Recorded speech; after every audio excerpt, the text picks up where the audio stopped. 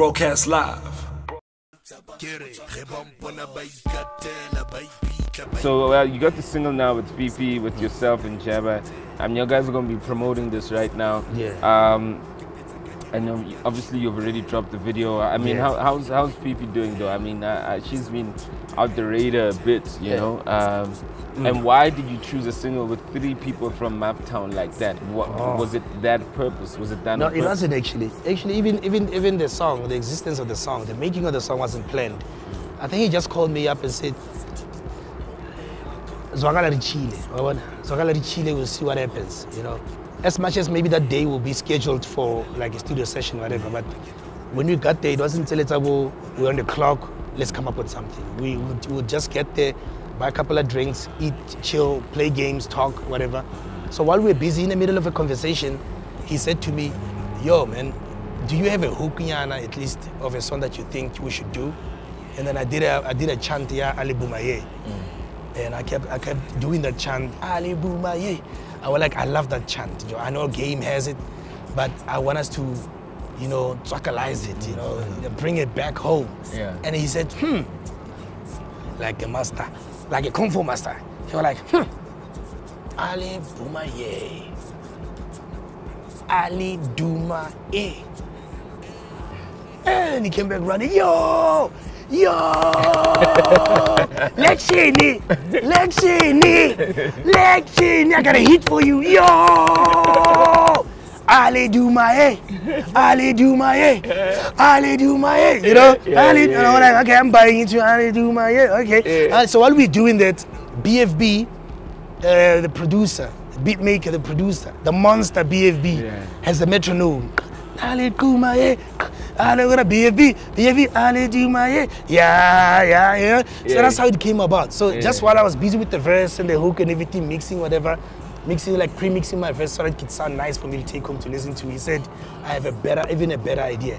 Let me just do the hook for the Fifi, ask her to jump on this. But she's being quiet, so let's bring her back home. You know, because everybody had that thing, yo man, let's bring Fifi back home.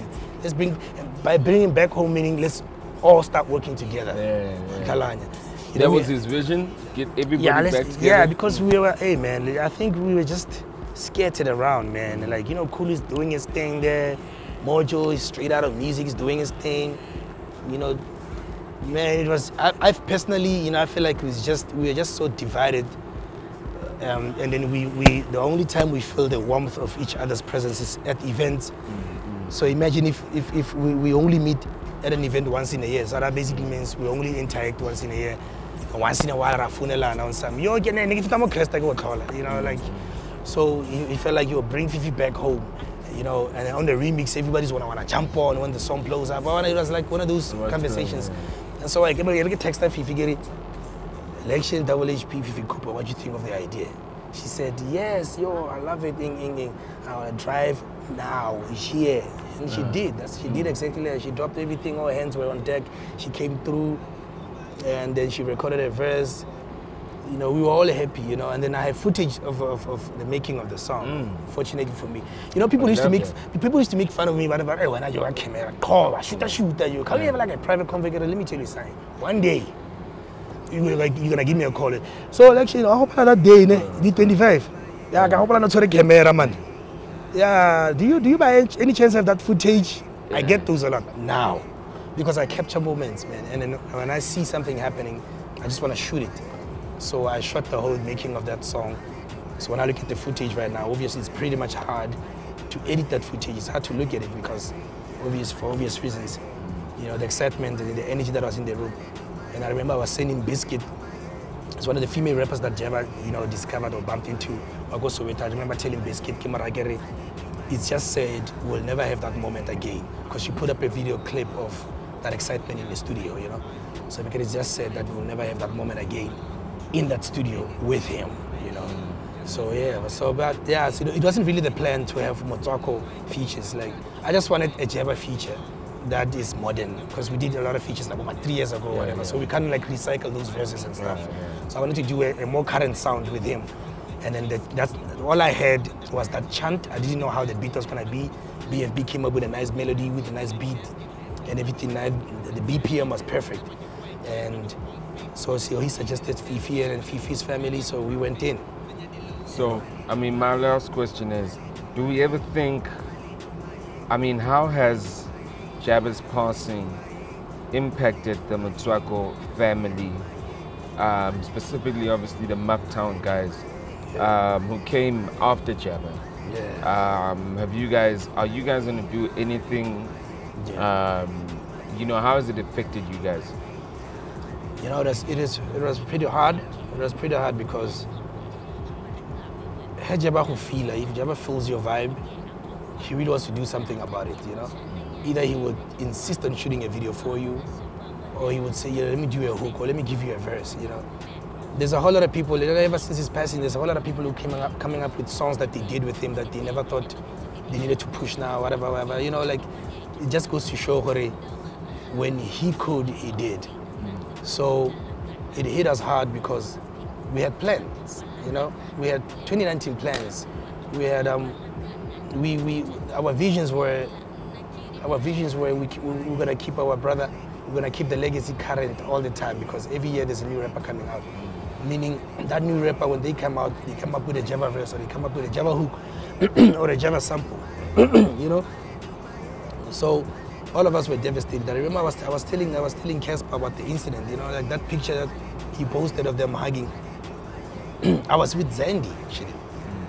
DJ Zandy when he took that picture. That hug, that prayer happened before Casper got on. And I said to Zandy, this is a moment. Because Zandy and I were having a conversation. I said, this is a moment. I didn't know what it meant, but I wanted this is a moment. Because they were hugging and praying. Zandy took out his phone and he took that picture. And I told a friend of mine, get your face, because your phone is better lens quality than mine. And, you know, and if you know, as an artist, it's hard for you to shoot, right? Because you are an artist. So you're like, oh, Slick is shooting, okay. Yeah. You know, but if it's somebody else, they won't care, they'll just keep it natural. Yeah. So I want like your face, because if I go there with the camera and Casper and Jabba see me, they'll feel they need to go like, yo, or they'll ask me to join in that prayer or whatever, and then I don't get to shoot the footage. Yeah. So I got my face, so it captured that moment. So I told Casper about that moment, or what Jabba said after he got on stage, you know, and I told him how he was, his spirit and how everything was, and then I could see what it hit Casper hard because obviously he didn't know, you know, he didn't know how he was, you know, yeah, I don't want to get into details, but the saddest thing about it is just is that he never got to tell everybody things that he kept telling us. Jabba. Yeah, he never got to tell them. He kept telling me, he kept telling Tasso. So we are sitting there with a whole lot of information like that it's not in our place to. Information like, yeah. Well, is it Casper specific or just general?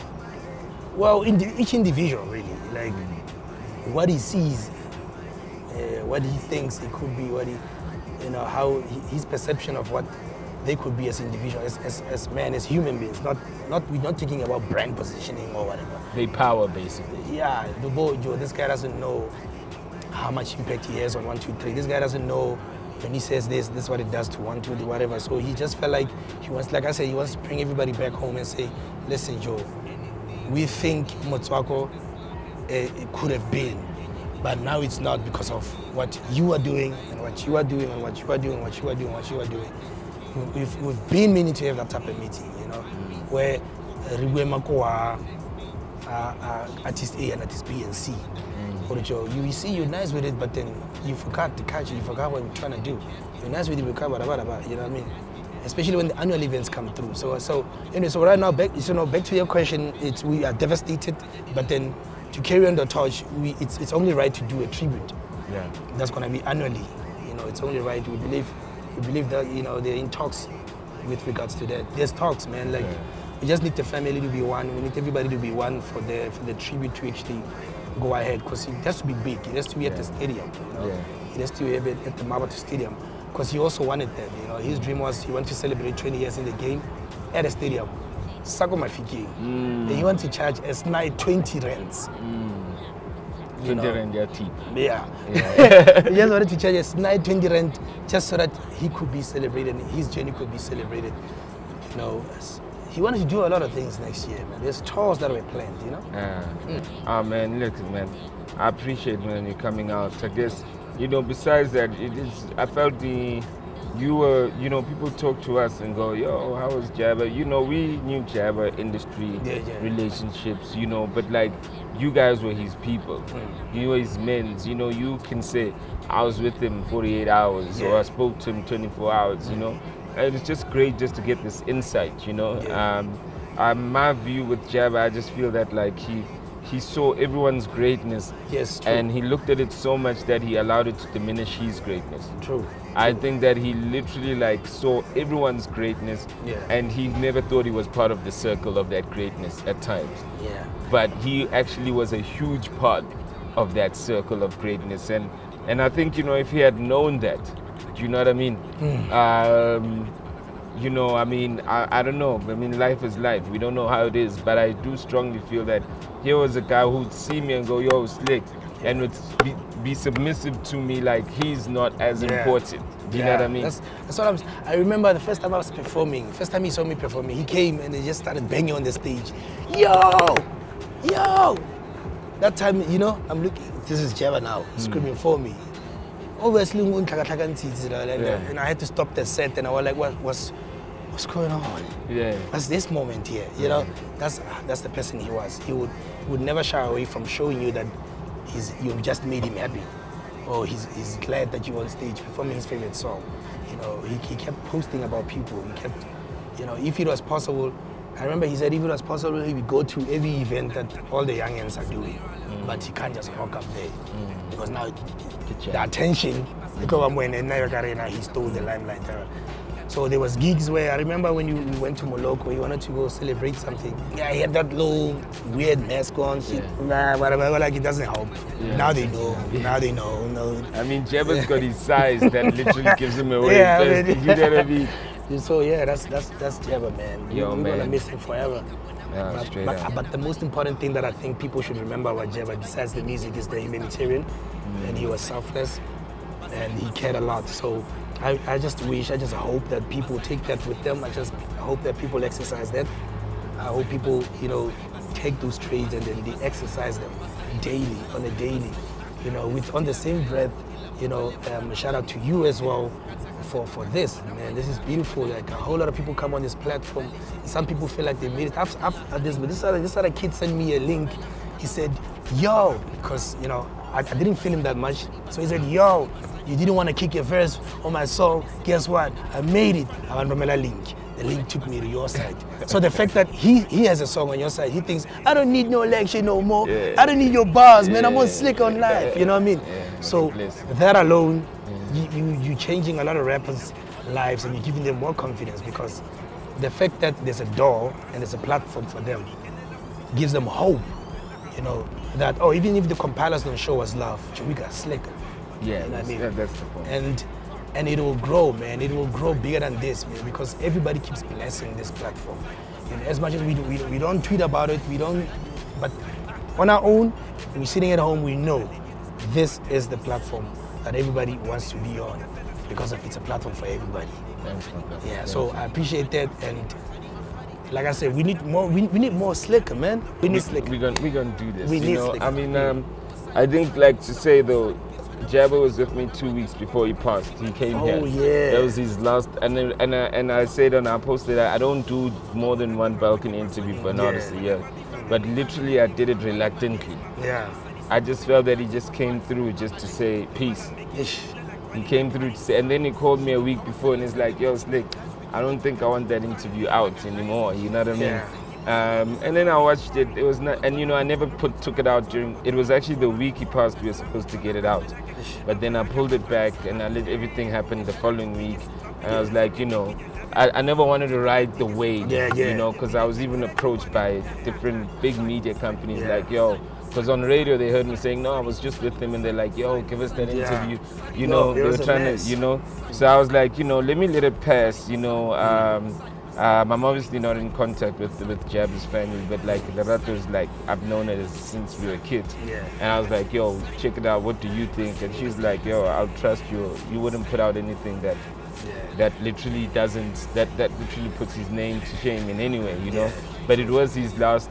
We had our last conversation right here, and I'm glad, you know, that you've come in and told us the story, man. You know. On a lighter note, I don't think you took a bath when you came here because you still got in Tonga, but thanks for coming. So throughout the whole interview, this guy. I know, it's the sun vibe, man. Whatever, bro. It started like that. My eyes, I want to judge. It started like Get that. out. Get out of here. Peace out, Lection. Thanks a lot, man. Thanks, Reggie. Broadcast live